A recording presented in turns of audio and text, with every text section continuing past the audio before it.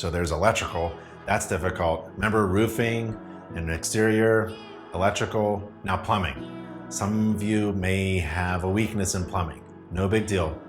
Let's watch this video on how to inspect plumbing fixtures.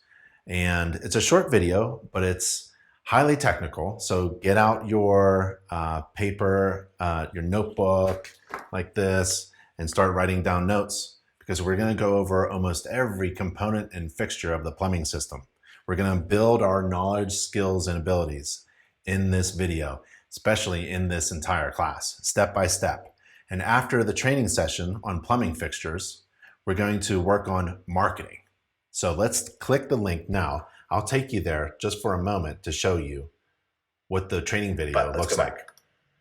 We're here to learn about how to inspect plumbing fixtures.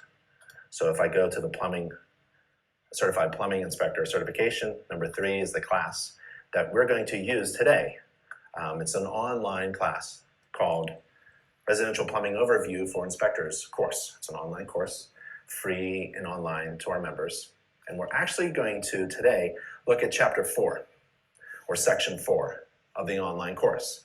And we're going to learn about fixtures, access, connections, flanges and joints, tailpieces, temperature controls, overflows, clearances for the water closet, what's on the side, what's in the front, urinals, bidets, not too many bidets in the United States, lavatories and wash basins, sinks, what's the difference between those 3, food waste grinders, garbage disposals, dishwashing machines, what's that high loop all about, bathtubs, whirlpool tubs, showers, glazing, automatic clothes washer, laundry tubs and trays, floor and trench drains, and water supply. And then we'll take a quiz if you're still with us.